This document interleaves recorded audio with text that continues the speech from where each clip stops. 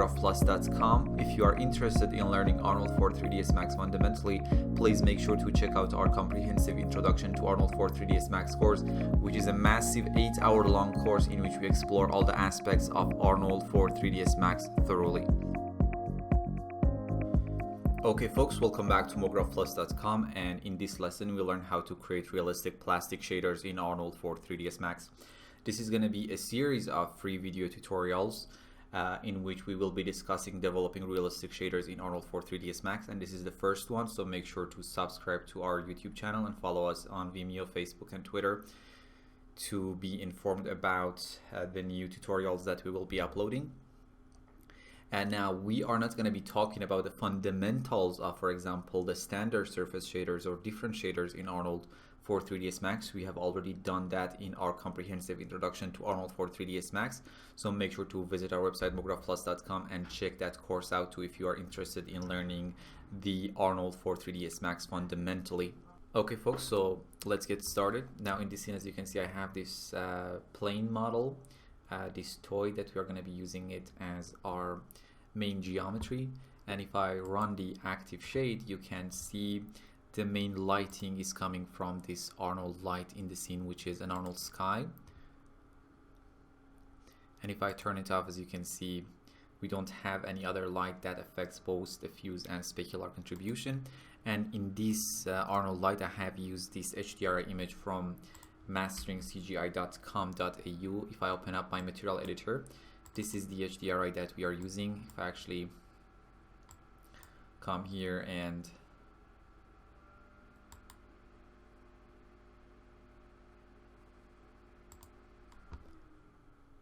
stop the active shade, so this is the HDRI that we are using for the lighting of the scene. You can find it on masteringcgi.com.au.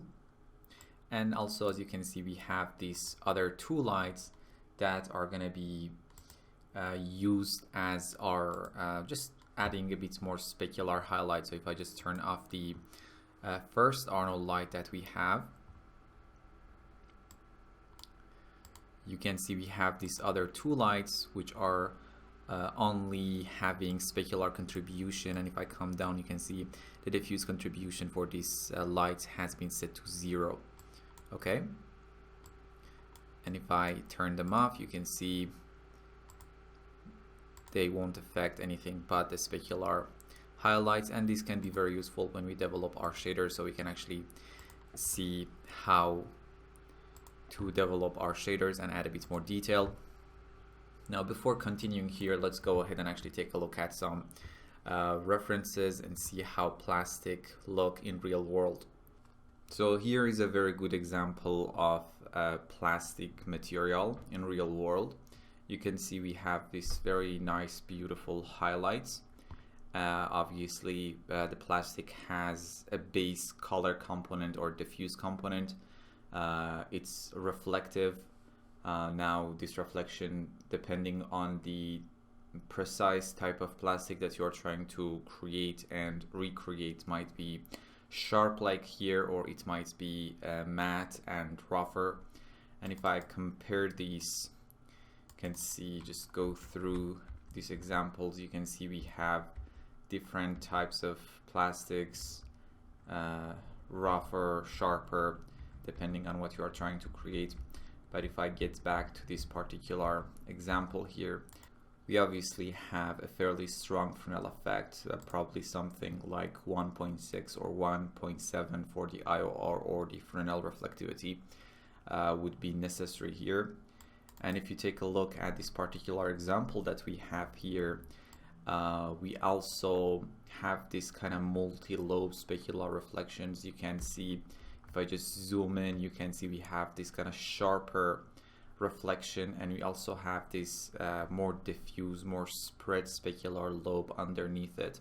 And thanks to the new standard surface shader in Arnold 5 and the new coating layer, that basically allows us to have two specular reflection layers in Arnold.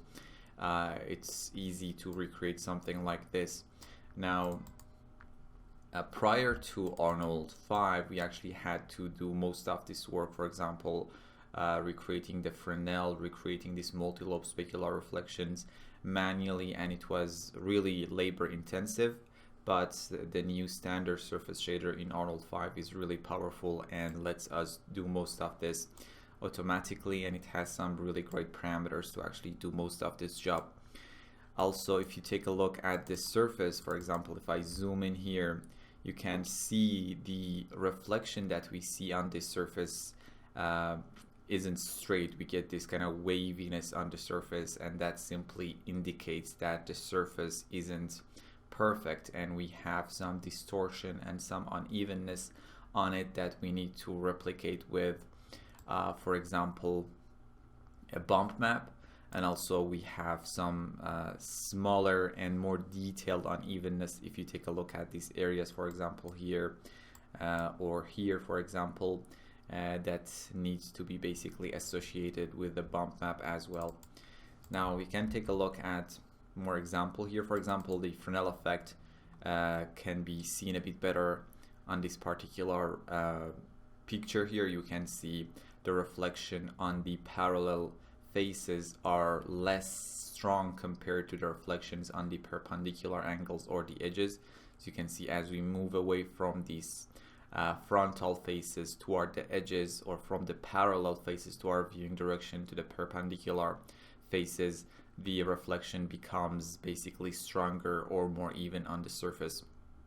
So we need to take that into consideration when we create our material. And just going through some of these plastic shaders so you can actually see them. In this particular example, you can see the unevenness on the surface is quite visible in these reflections. You can clearly see we have this kind of larger level on unevenness. You can see this huge wave that distorts our specular highlights that coming from this softbox, and also we have this kind of smaller, more jagged unevenness that also presenting itself. And obviously the specular roughness and the specular weight itself can be also manipulated and be controlled with the texture to just add a bit more variation. We need to also do that when we create our shader if you want to be more and more realistic. Now, another component of most plastic materials is subsurface scattering. Now, this subsurface scattering level can be very low or very high depending on the shader that you are trying to create. For example, you can see we have this obviously very obvious subsurface scattering look that if we try to recreate something like this, we need to probably make sure we have a very strong subsurface scattering. But in a case, for example, like this, the subsurface scattering isn't that visible. It's there, but isn't that visible. So depending on what you're trying to create, you might need to actually add that subsurface scattering and have some subsurface scattering contribution from your standard surface shader. Okay, now you can see in this particular example, we can clearly see that multi-lobe reflections here, and in this case we have these kind of scratches that also if we create something like this, we needed to add those scratches using our bump map and probably in our specular layers as well. But you can see this one is a bit more matte. So let's get started and create some plastic shaders in Arnold for 3ds Max. If I open up my material editor, let me select this plane object, and currently it has this standard surface shader. Let me delete that. Also, let me delete this HDRI image as we don't need it. So let's go to Material, Arnold, Surface, and select the standard surface. Right click and assign it to the plane. We can actually run the active shade here. So the first thing I want to set is the base color, and obviously you can use regular red, blue, and yellow colors or green colors that are used in different plastics, but in this case I have this kind of specific green color that I want to use for my base color. Okay, and I'm probably need to actually increase my active shade resolution, maybe try something like 1000 and start the render again. So let's set our base color weight to about 1. And now the next important section here is the specular reflections, and depending on the particular plastic that you are trying to recreate, you can obviously control these values. In this case, I would say probably something like 0.25 would be a good specular weight for the look that we are after. And now the roughness value obviously can control the sharpness of the shader. In this case, if I want to have a matte, rougher look, I can increase the roughness value to, let's say, something like 0.3. And as you can see, we are getting this matte look. Or I can use something like 0.05 if I want to have a very, very sharp specular reflections. In this case, you can probably maybe try something like 0.1. And the IOR value, or the Fresnel reflectivity, for something like plastic, as I mentioned, plastics have a very kind of strong Fresnel effect, so probably something like 1.5 or 1.6 should work. And if I just actually stop that, now basically if we take a look at this example here, you can clearly see the reflections are less visible in these frontal parallel faces to our viewing direction compared to these edges or perpendicular faces to our viewing directions. And this is basically the Fresnel effect, and we need to use a IR value about 1.5, 1.6, or this example can be also a nice example. You can see obviously in these frontal faces the reflection is less visible compared to these very sharp reflections on these very edges, as you can see. Or take a look at this section here. You can see we have these very strong reflections, but here the reflection isn't as strong and visible. So that's why we need to have a Fresnel of probably something like let's say 1.6, 1.5. I'm gonna go with an in-between value of 1.58. Okay, let's run the active shade again. So this can be your very basic plastic shader using Arnold standard surface shader. But if you want to go to the next level and create something like this with all of these beautiful details, these multi-lobe specular reflections, this unevenness in the surface, and also this unevenness in the specular weight and specular roughness, obviously you need to do a bit more. So let's start actually making our plastic shader something like this, a bit more detailed, a bit more realistic. So let's get started. Now, the first thing I want to talk about is obviously to create that multi-lobe specular reflections, we need to actually use our coating section of the standard surface shader alongside our specular reflection. So we can use this specular reflection to simulate the rougher, broader reflections that we see on the surface, and we use our clear coat or our coating section to actually add this sharper reflections. Okay, so let's do that. So for the specular reflection, I'm going to use a roughness of about probably 0.25, so fairly rough, and this is going to be our base layer. And then I know maybe something like 0.2, that would be probably a bit better. So that's our base layer. Then we increase the clear coat weight.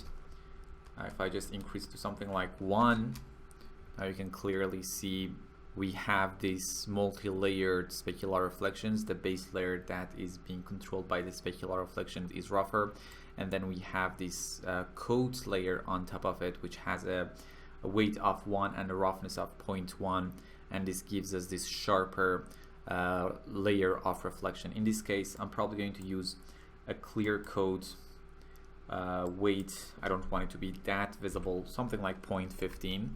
And the sharpness, I want it to be very sharp, so I'm going to use a roughness value of something like 0.05.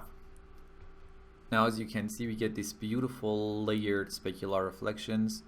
The more spread, rougher specular reflection is obviously coming from the specular reflection section, and we have this sharper reflections on top of that layer that is coming from our clear coat or our coating layer of the standard surface shader. Okay, that's good. Now we want to basically make it a bit more realistic by introducing a bit more variation to our specular and coat weight and our specular and coat roughness.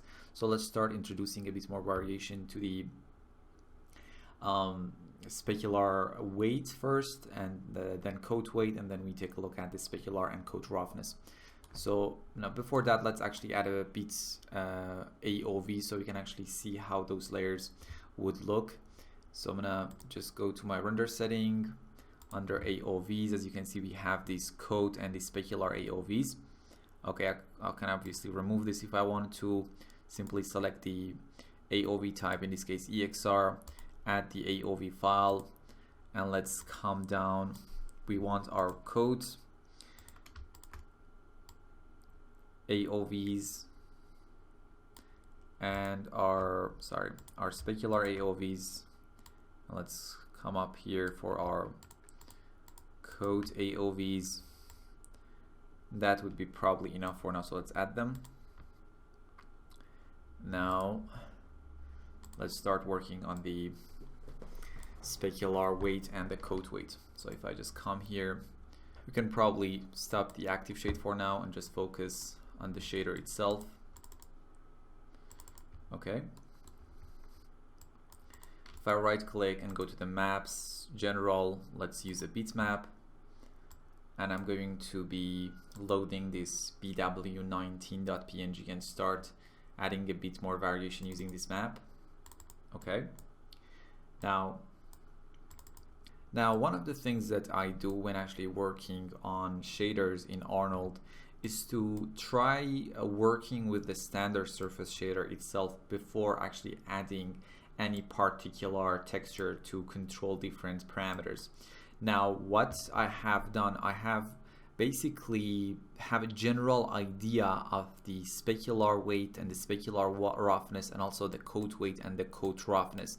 So when I try to control this parameter with a texture, I am also going to be trying to make sure that that texture has a value that is close to the values that I have already set in my parameters. For example, if you take a look at this particular image here, you can see it has very dark and a very bright value. So if I directly connect this to my specular weight parameter, what's going to happen is that these very dark parts are going to have no reflections, and these very bright parts are going to be very reflective.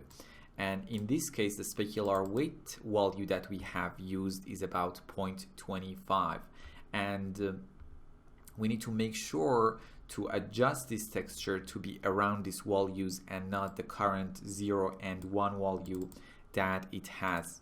Okay, so also another thing that you can see in this texture, the majority of the texture is black, and we have some white smudges and scratches and stuff like that, and we want to invert that because we want the majority of the surface to be reflective, and then we want to have some scratches and dirt and imperfections on it that would have less reflection, and that's why we need to actually invert this image so those imperfections would be black, and therefore reducing the specular weight value when we connect it to our specular weight parameter.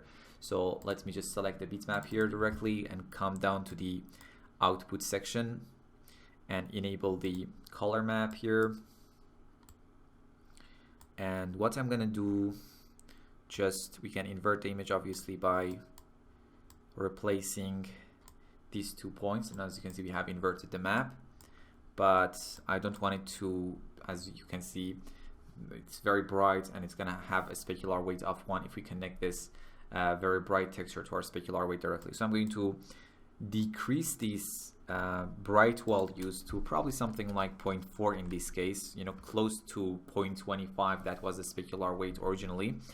and I don't want to have any dark spots, so probably something like instead of point, the original value is 0, which is going to get out very dark spots, and therefore those very dark spots are not going to be reflective at all. In this case, I don't want to have those dark spots, so I'm going to increase my to, let's say, about 0.05. Now those very dark spots aren't as dark as before, so if it was 0, we would have these very dark spots, and therefore the surface wouldn't have any reflections on those particular dark spots. That's not something we want. We want at least some reflection, so probably something like 0.05 would be enough in this case. Okay, let me just make this texture a bit smaller. And also I just want to see how this texture is going to look, so let me connect it to something like the base color for now, and show it in the viewport. Let me just increase the tiling to something like 5 and 5, just to get a bit more detail. And let's try offsetting those.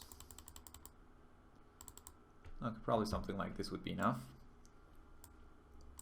Now, if I connect this to the specular weight right now directly, we are going to be obviously controlling our specular weight value with this, but I'm not going to do that for now. What I'm actually going to do is to try to add a bit more detail to the specular weight map. So that's why I'm going to add another map just to make the specular weight map a bit more complex compared to what we have, a bit more detailed.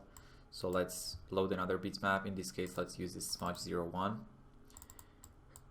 And I want to multiply this image over the first one. If I take a look at this image, you can see the image is mostly black and with some white imperfections, but we want the inverted version of this texture because we want these kind of imperfections and smudges to have a darker color. Therefore, when applied to the specular weight, they would cause the surface to be less reflective, right? So that's why let's try to invert this image. And so in the output section, enable the color map, set the first point to 1, and let's try adding a bit more detail. Probably we need to add a point about here, and just want to see those dark spots back. You can see now we start to get them. Probably something like this wouldn't be too bad. I'm gonna just try make sure we are using the same value for the y coordinates for this point as well. 0.463. So now we can basically multiply this map on top of our first map, right? Let's use actually the same tiling for this map as well, which was 5 and 5. Let me just take a look at it in the viewport. Okay, so that's what we have. Just going to probably offset it a bit. Let's try 0.2.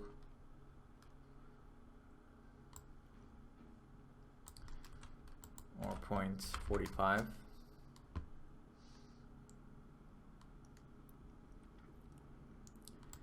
Okay, that's good. Now in order to actually multiply these two, we are going to be using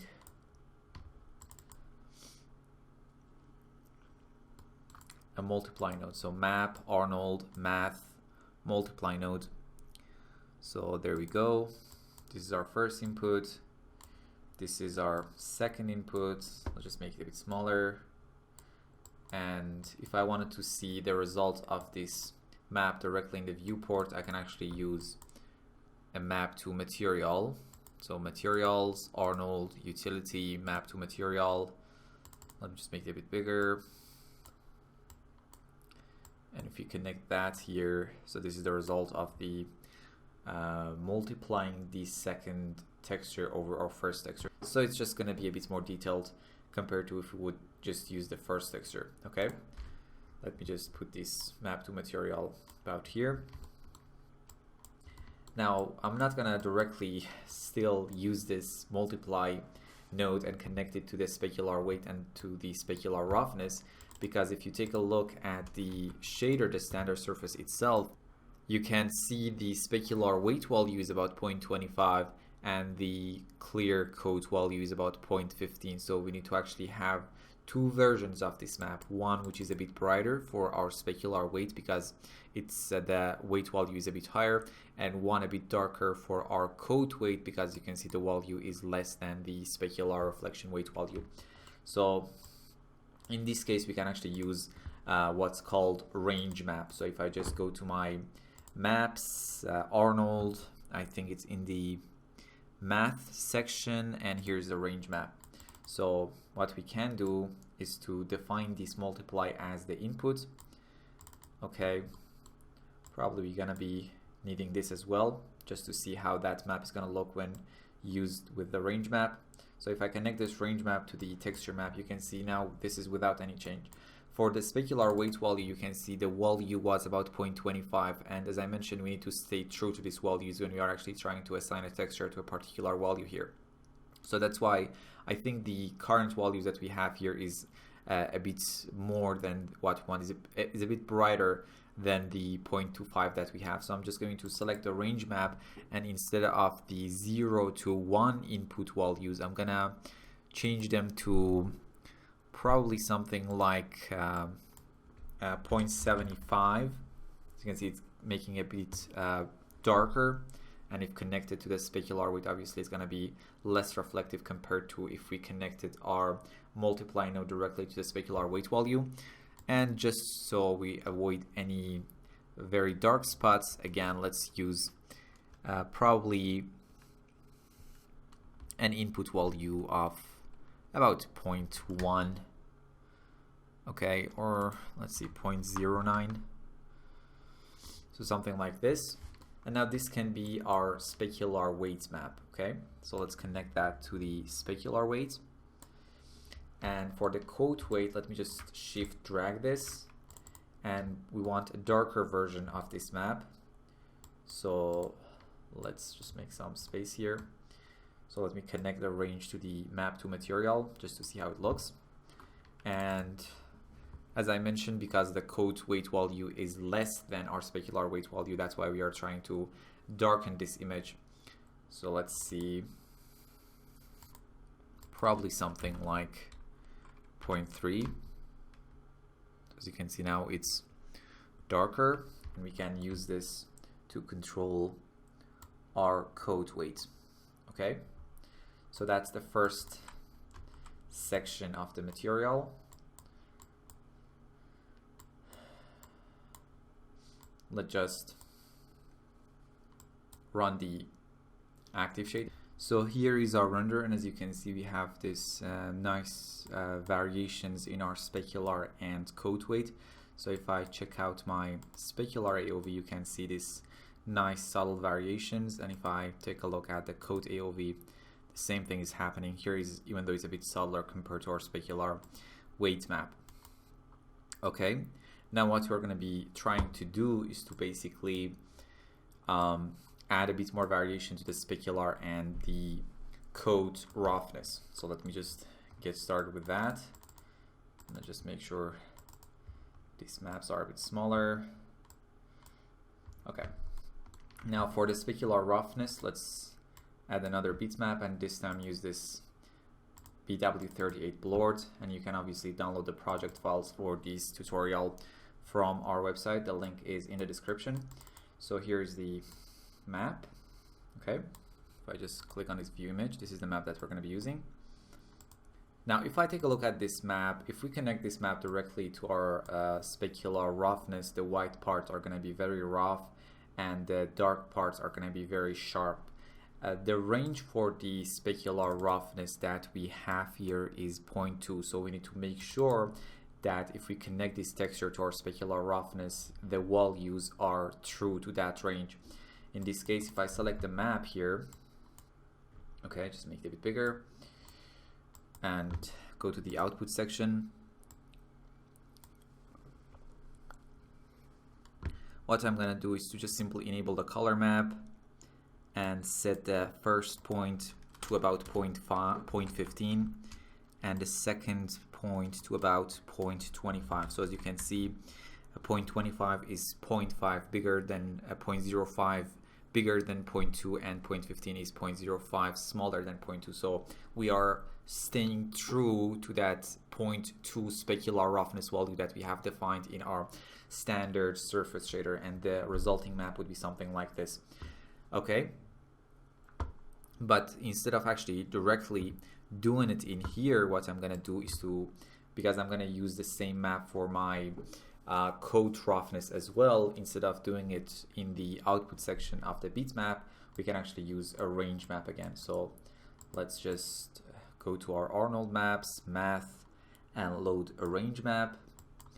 Use this map as the input and change the output. The input min is 0, the input max is 1. Now the output max would be something like 0.15 and 0.25. Okay. And if I just bring in another map to material, so we can just view it here.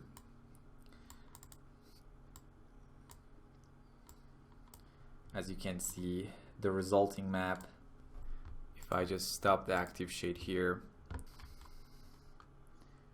connect the map again. Now, as you can see, the resulting map would be very similar to when we manually adjusted the texture here. Okay, so that's going to be our map for the specular roughness, and for the, if I just shift drag the range map, and for the coat roughness, if you remember, the value for the coat roughness was 0.05, so we need to make sure that range is considered here. So instead of 0.05 for the output min, let's try something like 0.025 or 0.03, and instead of 0.05 for the output max, just to add a bit more variation, let's try 0.075 or 0.08. And this is going to be the clear coat roughness map.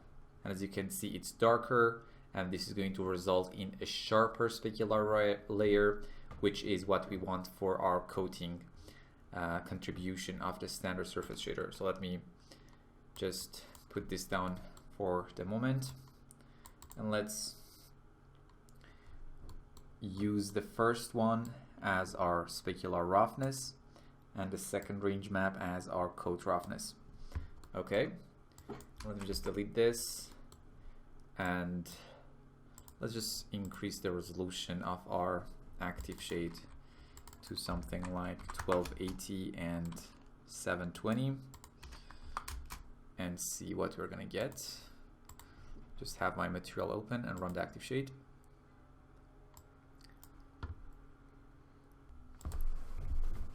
So here is our render, and now we have both specular and coat weight and specular and coat roughness variations. And if I take a look at my specular AOV, you can see we have this very beautiful variations in both specular weight and specular roughness. And this is our coat layer, so we have this subtle variation on our coat weight and coat roughness as well. Okay, let me get back to the RGB pass again. Now, another thing that we can add is obviously bump mapping. If I take a look at this reference image, as you can see, we have this wavy, uneven surface that is manifested in this wavy highlight, and we have also some other higher frequency details on the surface as well. So we can replicate that using a noise texture and use another image to add a bit more detail to the bump mapping as well.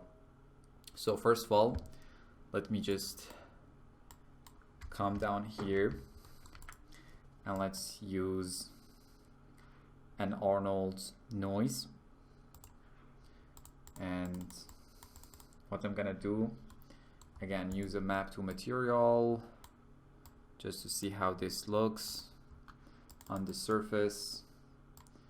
We can obviously connect that to base color attribute of our standard surface shader if you wanted to, but this is just a bit easier. Let me just stop this active shade and select the plane and assign this map to material and select the noise itself and run the active shade. So that's how the noise is looking right now. And let me decrease the scale because obviously this is very small and we want to have bigger noise map. So let's try a scale of probably 0.2 would work. Maybe 0.1.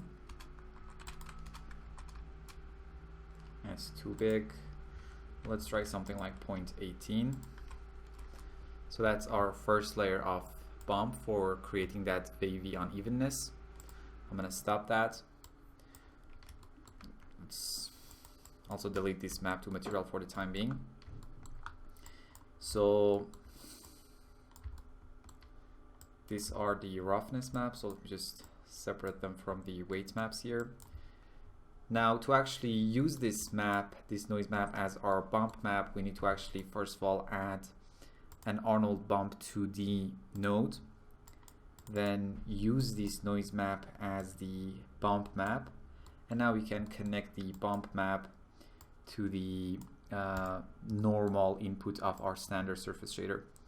So let me connect that to the normal input, and if I just come down here, select the bump to the node itself and run the active shade. Okay, let's make sure the standard surface shader is the material that's been assigned to our plane, and run the active shade. So as you can see now, clearly the bump map is affecting our surface, but as you can see, the highlights from our clear code contribution are not being affected by the bump map that we assigned to our shader. And the reason is, if I select my standard surface shader here, you can see the coating section has its own normal parameter. Here we go. So we need to actually connect our bump to the node both to the normal attribute, which is in the geometry section of the standard surface shader, and the normal input that is available in the coating section. So let's connect the output of the bump to the node as well to the coat normal input here. And as you can see, immediately those highlights are being adjusted and being affected by the distortion that's caused by our bump to the node. Okay, obviously this parameter is way too high, and what we want here is something way subtler. As you can see on this surface, these waves are this unevenness is very subtle. So let's select our bump to the node and change the bump height to probably something like 0.1. As you can see now, these highlights are distorted, but 0.1 might be a bit too much, so I'm trying something like 0.05 probably would be better. Okay,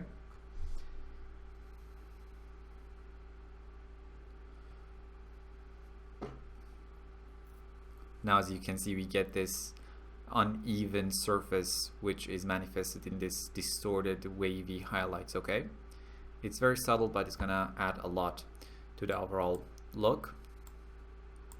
Let me just stop the active shade, and for that higher frequency details, I'm probably gonna use the same map that we used for our roughness parameters.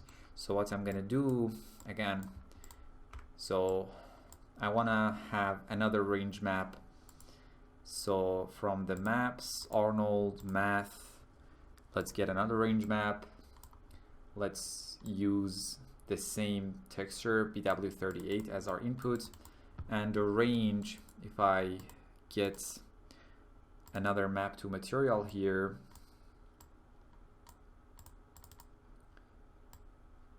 we can open up a preview, but if I can get this, okay.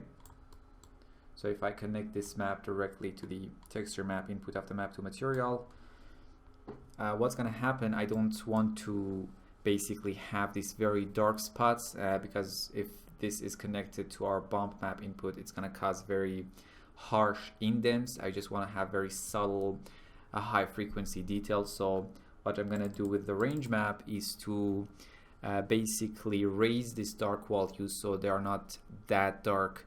So in this case, probably let's change the output mean to something like 0.6. And as you can see, we have this bright overall texture, and those dark spots are brighter compared to before. And this is what we're going to be using as our bump map in conjunction with our noise map as well. And now to mix this two, we can use something like a mix map. So again, let's load a mix RGBA node from the math section. Use our this texture that we have right here as our first input, the noise as our second input. Now obviously I want this noise map to be more effective. The noise map is our second input, so let's increase the, if I just connect this mix output to our texture map here directly, right now we are getting 50% of the noise map and 50% of the range map that we have here, and this is the result. But I want the noise map to be more effective, and as it is the second input, let's change the max value to something like 0.71. If it's 1, we're just getting a noise map. If it's 0, we are only getting the texture. If it's 0.5, we get 50% of this and 50% of that. And if I go to something like 0.75, now we are favoring our second input. And these maps and these nodes has been discussed thoroughly in our comprehensive introduction to Arnold for 3ds Max. So make sure to check that out on our website, mographplus.com, if you want to have more information about Arnold for 3ds Max. And now we can connect the output of our mix to the bump map. Okay, instead of this, we can delete this map to material, and now we can try to see how this look in our final shader. This is our bump nodes here. Perfect. I'm just going to take a final render quickly. And obviously, as I mentioned, the subsurface scattering can be simply added. For example, in this case, if you wanted to add subsurface scattering, simply go to the subsurface scattering layer. For something like plastic, you can simply copy your base color and use it as your subsurface scattering color. And in this case, probably the subsurface scattering wouldn't be that effective, but in the example that we had here, if I can find it, this texture here, you can see the subsurface scattering is very dominant. So in this case, you need to increase the subsurface scattering weight, probably something like 0.7 to get the look that you are after. But in this case, because the geometry that we have is very weird, and we have this bulky section and these very thin sections here, the subsurface scattering is not gonna work, and we need to adjust them per geometry. But for a geometry that has a more evenly distributed shape compared to what we have, you can actually add that subsurface scattering, and probably something, a weight like 0.25 would be very nice.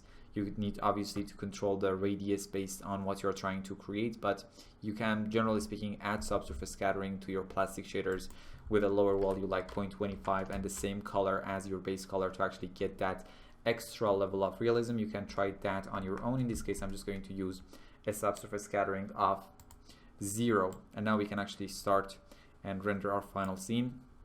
What I'm going to do is to make sure my lights have enough samples.